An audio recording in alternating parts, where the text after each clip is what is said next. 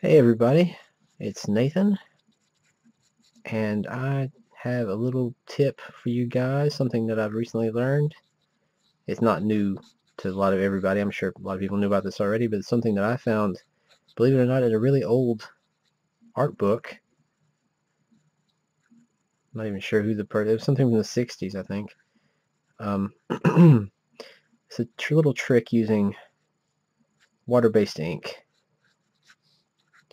And you're thinking to yourself, oh, I know what that is. It's a wash. Yeah, it's not really a trick. The cool part though is because it's a water-based ink in a pen, what you get is like an all-in-one kind of effect, and it's a little more controllable than your standard wash. Although you may end up having to supplement it quite a bit with standard wash to get a full range of values and a full effect. So basically, what I'm going to show you here is just a quick demo of how it works, and I've just sort of been messing with this a little bit myself, so nothing spectacular is going to happen here. Just a little something to show you what I'm seeing here, what I'm trying to do. Alright, I'm doing a little goblin guy because I like drawing goblin guys, and mostly because I'm trying to get something with some creases, places I can put straight linear value in instead of washes of tone like you would normally do with a wash. And I'll show you why in a minute. It's not really a goblin. He looks like a, I don't know. He's like a gargoyle thing, I guess. I don't know what he is. Who knows? Who cares? Just show us the tip already. It's okay. I'll get to that in a minute. Let me just finish the underdrawing,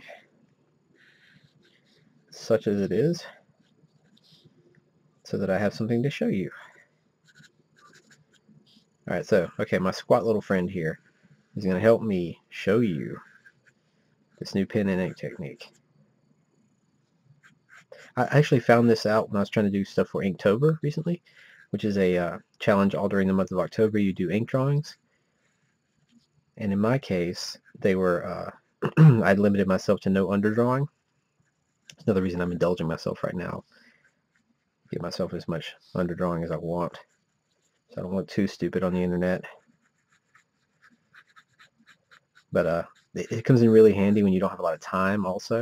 You want to add a little depth to your ink drawings because you're drawing with a linear medium.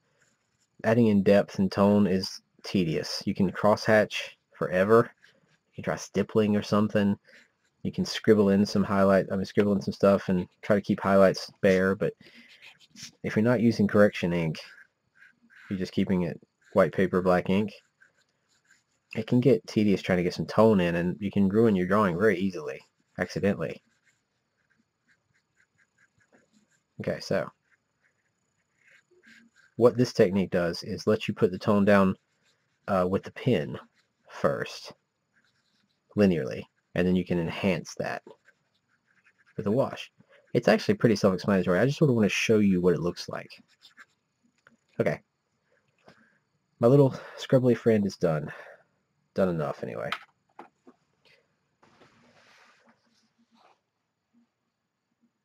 Alright, so I've got my little underdrawing here. I'm going to break out the ink now. Now, the brands I'm using for this are I've got the Artline 200 fine point 0.4 tip. It's made by a company called, I apologize in advance, I don't speak Japanese, Sachihata, I'm guessing. Anyway, it's an Artline marker. You can probably get these anywhere. It's basically just a felt tip pen, right? There's also another brand which is probably a lot more common if you're in the US, Pilot. You guys have heard of Pilot before. And it's also just a felt tip marker. Now the reason I'm using these two and not any other kind of felt tip marker is because the ink in these, like I said before, water soluble. The Pilot is okay. The Artline is much more dissolvable. And I'll show you both. All right, I'll show you both. Start with the Pilot. I'm just going to do a quick outline here of what I've drawn already. Just picking out a few little details and giving it something to work with. Bearing in mind that you can still use traditional linear techniques here. You can put hatching in, you can put, random lines for texture and whatever. That's fine. That's actually helpful. You can add so much water to this that your line vanishes completely.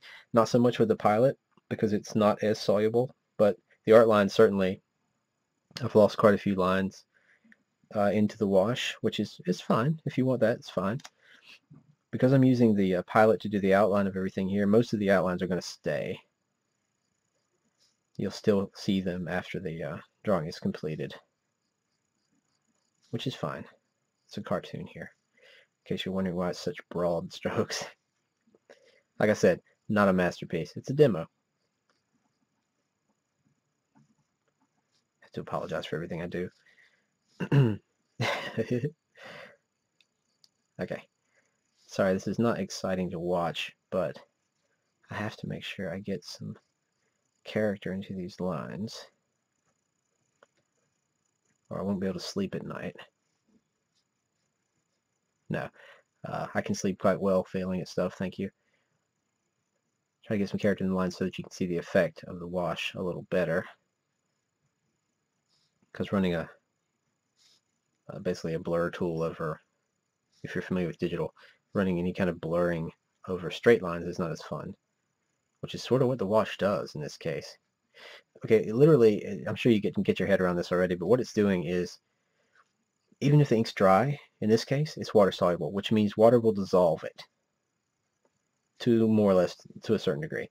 The Pilot, not quite so much as the art line, but enough to give you some kind of tone, which is kind of cool. Because of the staying power of these lines, I'm going to do a lot of fine details with them, just little things. Like I said, character. You probably couldn't even see these lines until the ink came on because my webcam's not great. Speaking of which, I meant to say this earlier, I'm not using my great super mic for this. I'm using the mic on the webcam. So apologies for the passable audio. I'm sorry it's not as good as usual, but hopefully it's at least bearable. And you'll still be able to learn from it. I did do a test to make sure I was being audible enough. Mostly the problems with this is you get a lot of background noise and stuff, but I'm sure that it's not that bad. And if it is, I do apologize, but you can't hear me, so who cares? Okay. That might be helpful. Put the line in. Right, so I'm just going to darken up a few of them so there's more ink in place. Do this weird reverse sclera thing on the eyes. Now bear in mind, this water-soluble ink is water-soluble no matter how thick you put it down. So a line is just as soluble as a blacked in area, for the most part. Alright, that was the Pilot Fineliner. I'm sure that would probably work with any Pilot water-based ink. Just do a test if you're not sure. For the water, I'm using a water brush, just because it's convenient.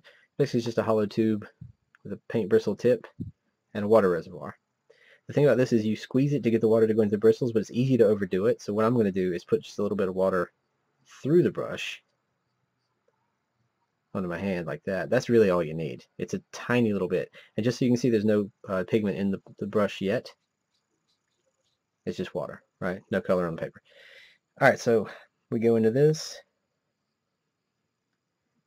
I start hitting these lines with it. And I mentioned before it's easier to control than a standard wash, but mostly just because the lines are already there, so you know where to apply the pressure.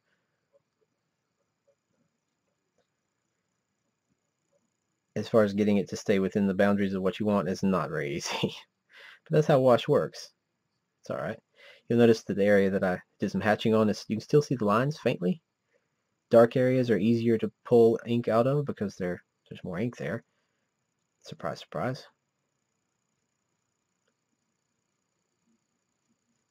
You see how it almost instantly gives you some tone, right? Now the only trick about this is there has to already be ink there. The brush will carry through a little bit of tone till the water wears off. But as far as reloading, you have to go back to where there's ink and pick up some more pigment. There's also a limit to this. So quite a bit of ink there. It's messy, as you can see. There's a limit to this because once the pigment is out of the brush, it fades to nothing, which is difficult to do with a wash without doing dry brush techniques. So with some careful planning, I haven't gotten this to work yet, but I think it's possible to do very controlled tone with a beginning and end with just the water. You're going to get the same kind of consistency you get from a wash, except you can judge. Usually with a wash, you'll end up having to do several mixtures of tone to get the darkness you want and use them like paint. In this case, the darkness of the tone is based entirely on how much pigment is nearby, and anything you touch with this will draw the pigment to it, like because the water is pulling the pigment up into it through capillary action. So you end up with a lot of wet on wet kind of, I don't know what you call them, happy accidents, Mr. Ross used to say, one of my favorites. The point is, it's controllable to a stage, but wash is never totally controllable. But because you're dealing with lines, a lot more controllable than if I grabbed a brush and went, let's put some wash here, because it would bleed all over the damn thing. It'd be all over the place. With the wash, you pick the line first, and if you go over it cleanly enough, all it does is slightly blur it. It gives you sort of a volumetric kind of look. Like that, right? You can do cast shadows as long as there's ink to pull. Before your ink runs out of the water, you can do some very, very faint washing into brighter areas. It never, I won't say never, because it's water-based ink, it's sort of like gouache in that you can reactivate it quite a bit. Like this area here is dry now, but I can go back into it and pull more pigment out. You do reach a point where the pigment's so thin you can't pull any more out. It's just like that. But the cool thing is once it's dry, you can always go back in with the pens too. And even before it's dry, if you want to do a little more messy type wet on wet stuff, you can wet down an area, say here, just saturate it pretty good so it's still wet when I grab the pen, drag it through, and you instantly get like a blurry mixed line, right? And of course you can go back in and blend some more of that. So if you need maybe more value somewhere else, you can get it. You can drop it in. Now notice this line's a lot more ragged than the other ones that I drew when it was dry, because as soon as the ink hits the paper, it's being pulled into the fibers of the paper. So you get these scratchy, rough lines. You can get some of that too when you blend, if you blend it too heavily. But for the most part, if you're careful, you can still maintain a sharp line and just get tone around it. Now that's the Fineliner. It's not quite as water soluble as the art lines. I'll show you some of the art line now. I did the whole face with the Fineliner, so I'll do something. I don't want to compare them, so I'll do something over here with just the art line. Okay? Just something simple. A skull. Surprise, surprise. Simple, but it has texture. Like a little kitty candy skull thing. Alright. Alright, now give it something to work with. Bear in mind, this is the Artline 200 from our friends at Sachihata, who are probably wincing every time I say their name. In other words, that's a Japanese pen. I think Pilot might actually be Japanese too, or imported at least. You guys don't know this, but I don't live in the U.S., but I'm from the U.S., so when I say imported, I generally mean not made in the U.S. It's awkward, but it's how I think. Okay, so back into this. My brush is going a little dry, so I'm just going to do the dip thing again so I can get a little bit on the tip and not have to squeeze the brush, because if you put too much in, I'll show you that in a minute. If you put too much in, it gets real messy real fast. What I want is sort of a medium wet brush where it still has brush tendencies, but there's water coming out. All right, so here we go. This is the difference on this one.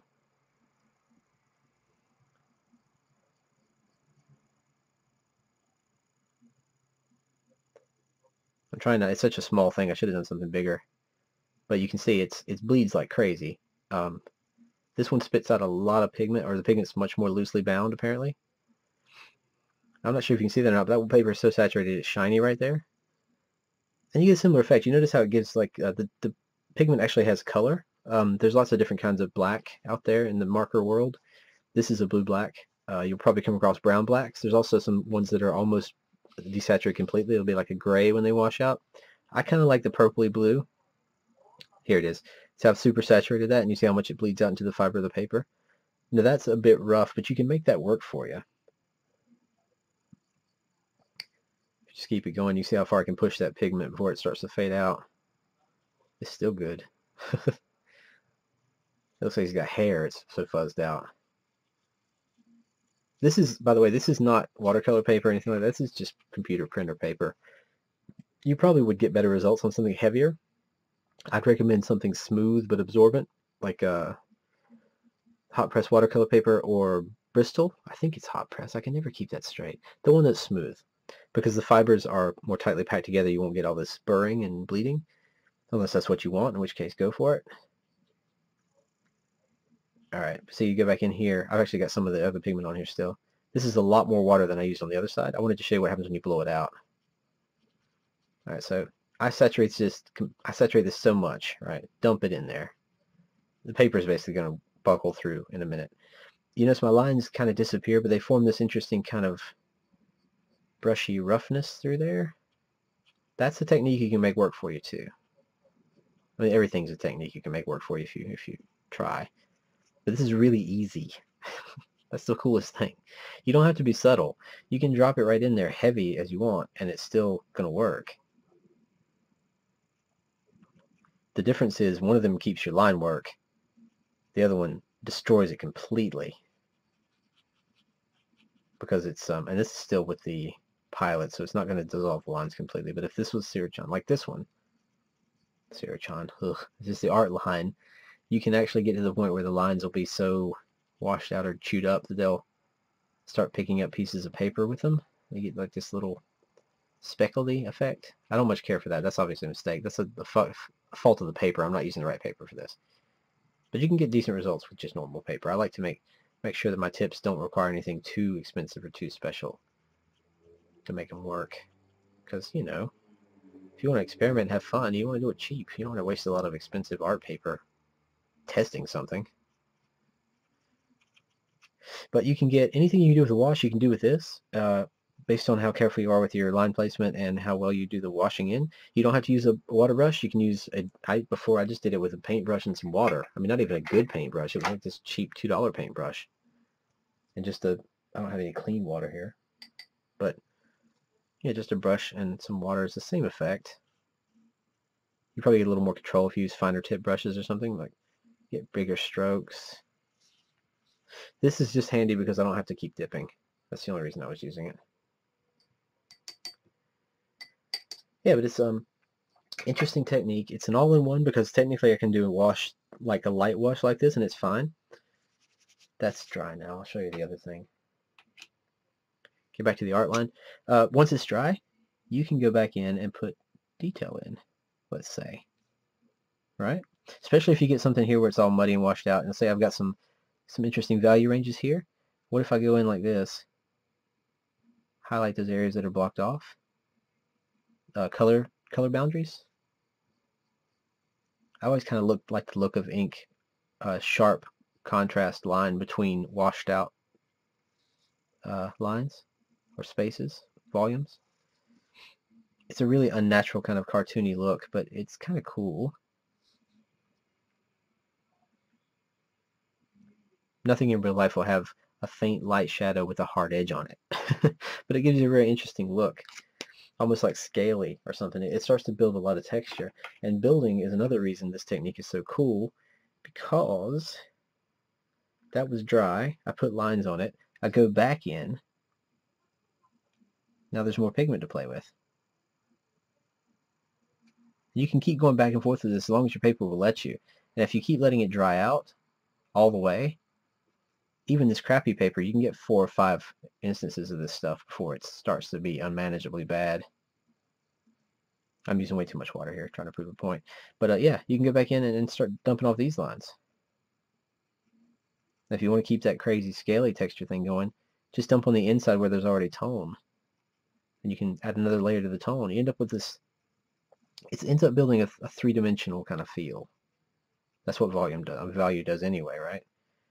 That's the whole reason we use tone, is to give it roundness and solidity. But yeah, it's more of a graphic approach, but it does work. I recommend you try it out. Find yourself a cheap water-based ink pen. These in Australian dollars were about $2 or $3 a piece, which is a bit much, but everything's more expensive here in Sydney.